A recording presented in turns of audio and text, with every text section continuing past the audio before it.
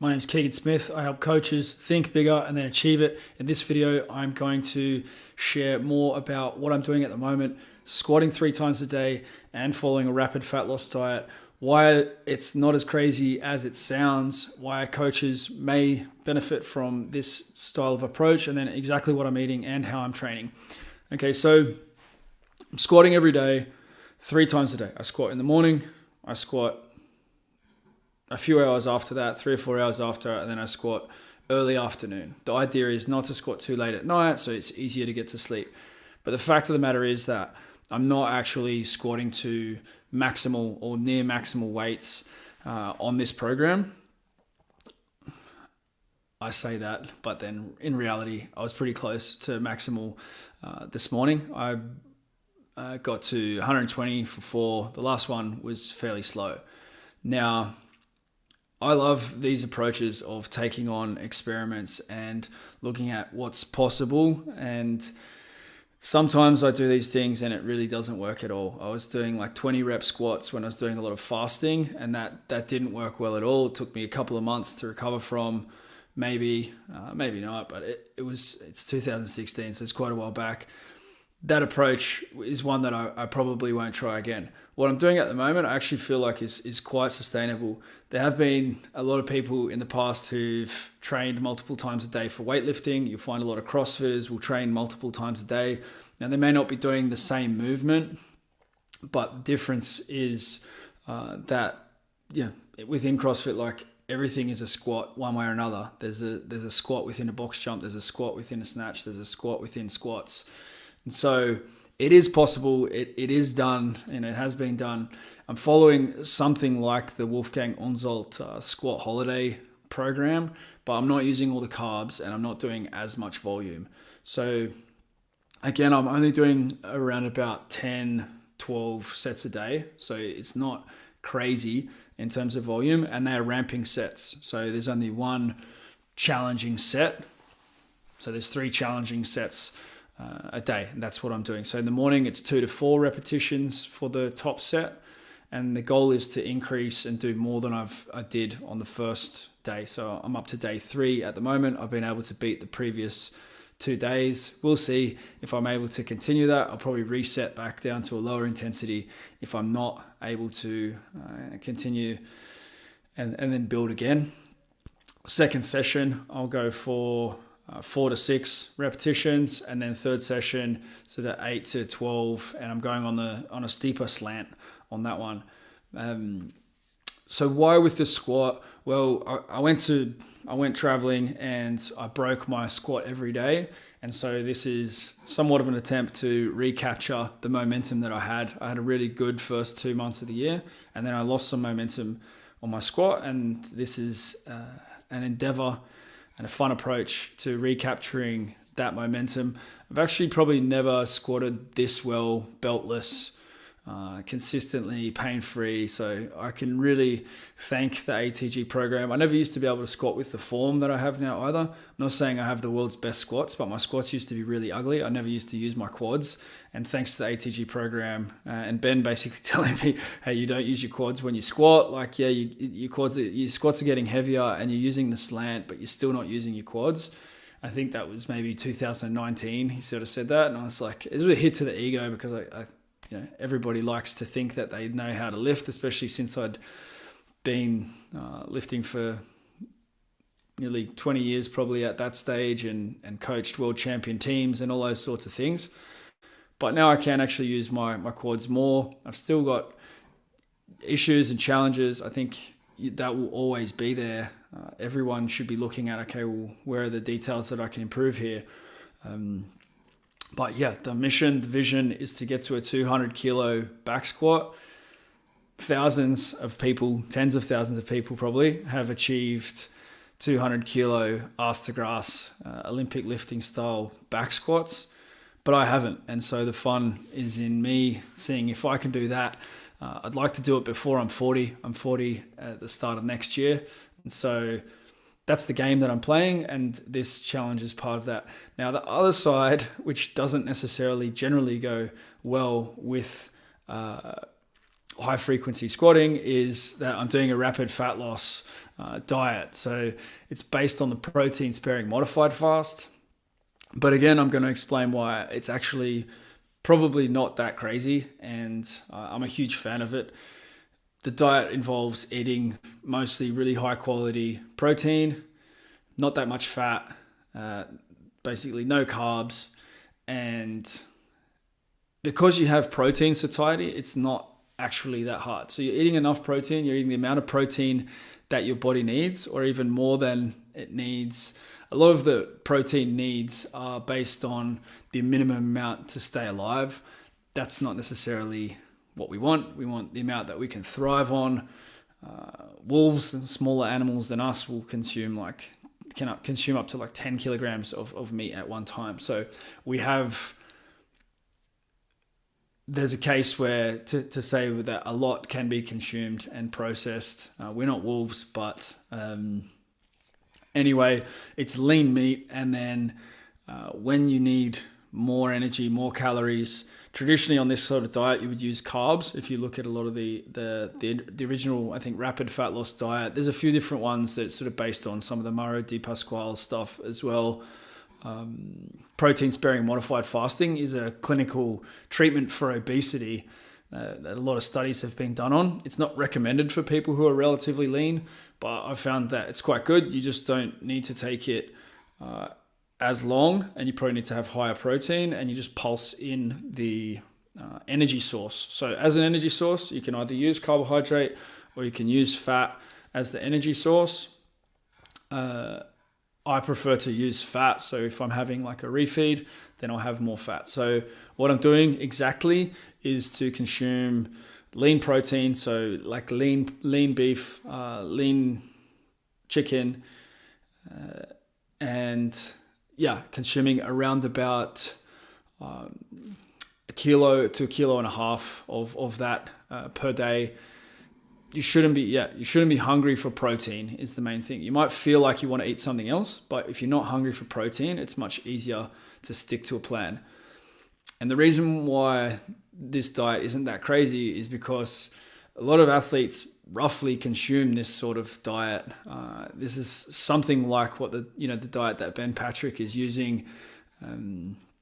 Some athletes, some people will believe in more carbs, some less.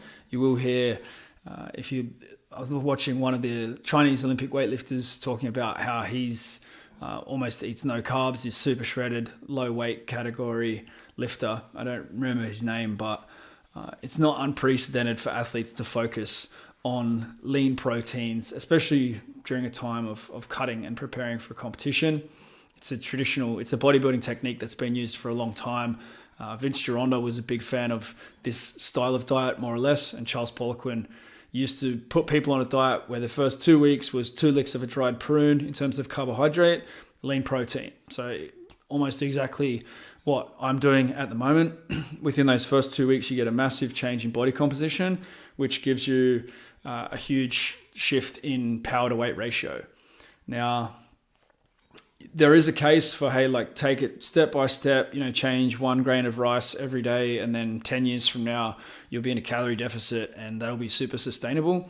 That's fine if you want to use that step-by-step approach and things, of that nature. But if you do have discipline, and if you have already, tried different things in the past, then this approach is not that challenging. On the edges of this, okay, so I'm having those lean protein meals.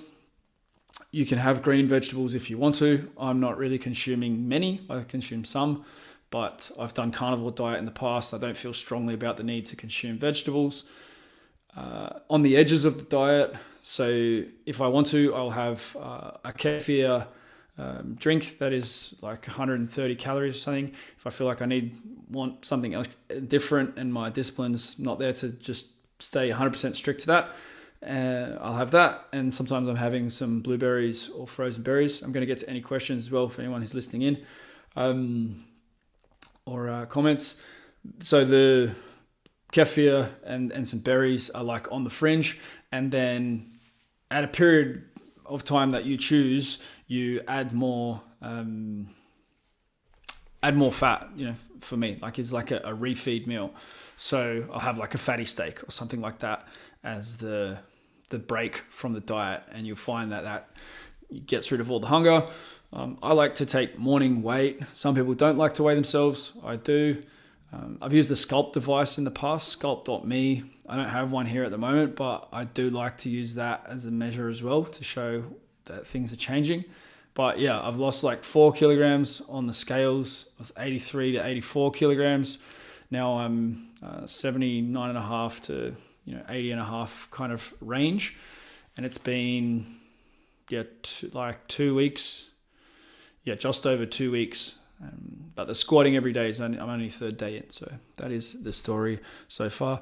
Spacing of meals is a question there from Daniel Hargraves. Timing with your workouts. I don't really fuss over that too much, Daniel.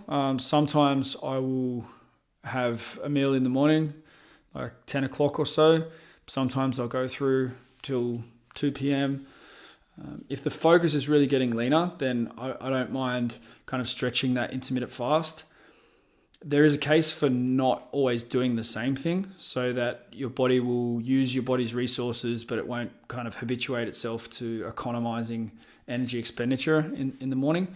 I haven't had anything yet today. It's 20 past 11 here, and I've done one session of squats. I walked out on the hill a bit. Generally I'll finish eating by like 6 o'clock, but sometimes, I'll have that later. I don't really stress about the timing.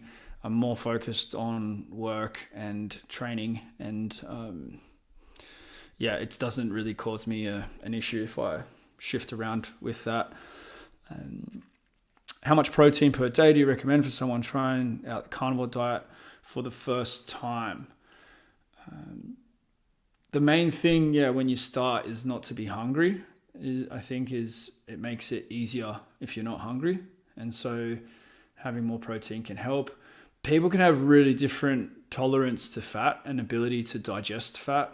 So some people will try carnivore diet and their gallbladder and things is not ready for super high fat. So you might listen to some people talking about, medicinal use of carnivore diet.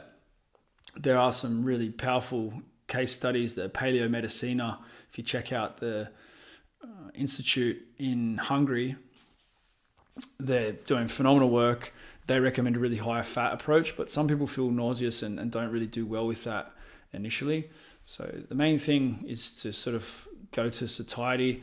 And personally, I don't follow the carnivore diet as a religion. I did it for 6 months, really strict, but there's a lot of people kind of on the fringes of it now and different variations. My variation would be adding in some berries, adding a little bit of dairy, and then if I feel like some other sort of fruit, some other sort of vegetables, then I'll have it. I've even had a little bit of bread a couple of times lately, which was like, I went many years with no bread, like no gluten source at all. And because I had serious gut issues, and I think at that time, I don't know if it was, gluten, but all the grains, all the gluten-free stuff also caused me trouble. But yeah, like I'm sort of experimenting, like, does it really matter to me now? What sort of situation am I in now? So yeah, I'm not religious about it, but that's what I'll generally do. Ruben's going to play around with some protein sparing modified fasting. Just basically high protein, like lean meat. You can also use fish. It doesn't really work for a vegan type plan.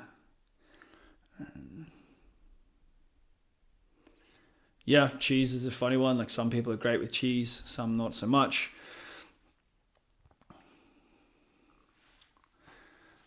I appreciate the positivity around my transformation there. This is definitely a quite a big change, and it sort of shocks me sometimes as well. Like, it's literally 3 or 4 days, like 3 or 4 days of being very focused with lean protein, and I'll notice a difference. Like, some will say, you can't lose fat that quickly and it's not sustainable, but you can. It depends what you eat, what your training's like. If your body's used to running on fats, then it's also very easy for your body to continue to use those fats. I think it's a lot easier to go on to the protein sparing modified fast, rapid fat loss approaches if you've been doing some intermittent fasting or some ketogenic days, some low carbohydrate days, then your body knows how to use fat. Struggling to gain adequate dorsiflexion for the squat, what do you recommend?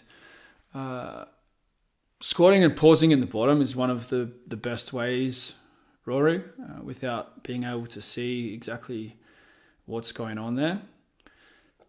I like pauses in the bottom. I also like split squats where you put something on top of the knee. So the ATG split squat, and then put something on top of the knee. It's either, it's generally the muscle. Like it's important to think about the sensation as well. Is the sensation in the calf, lower calf, Achilles, or is the sensation sort of in the front of the ankle? It doesn't really matter so much where it is. The solution is the same. But if it's more of a sensation in the front of the ankle, like it feels like a bony block, then it can take longer to change and to adjust. I've had surgery on my left ankle and I lost some range of motion with that. It was a long time ago. But now my left ankle is the one that's easiest with range of motion. On the right side, I hurt my Achilles like 12 years ago, and that one stiffens up. And sometimes when I squat deep, I'll get like a click, like an adjustment of the joint, and then I'll have a little bit more range in my right ankle. So as long as there's no pain, it's not necessarily a bad thing. I kind of blast into that new range. Yazza here's asking about hill sprints, mountain running, lactic threshold training. What are your thoughts? Yeah, power to weight ratio, Yazza. Power to weight ratio. So any extra kilogram that you're going to carry up a hill is going to have a significant impact on your time, on your success.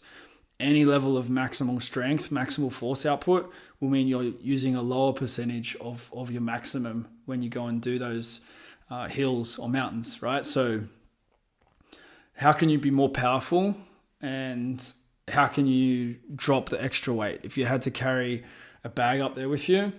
So you really want to be, for if you're serious about mountain sprinting, then you want to be super shredded. You would also want to be very lower body dominant in your strength. So you'd have big calves, really super strong feet, well developed quads, hamstrings, lower quads, and then you'd be lighter in the upper body because you don't really have a use for it if you were wanting to be world class in that endeavor.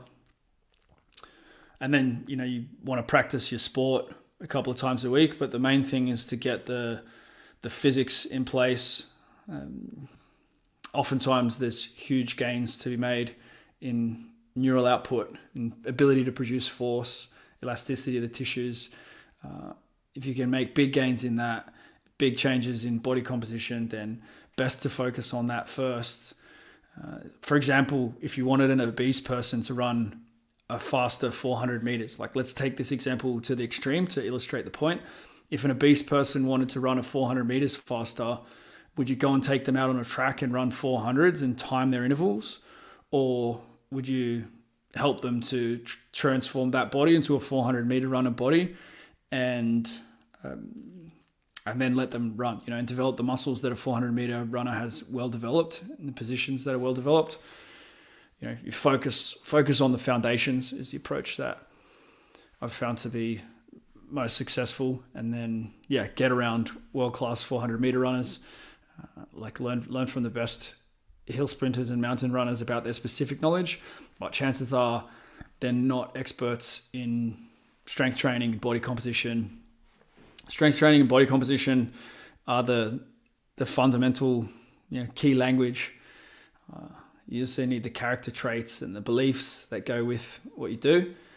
But if you don't have those, the foundation of force output, neurological output, tissue tolerance to force, and you're carrying extra weight in what you're doing, then there's no chance that you're going to have optimal results, optimal outcome.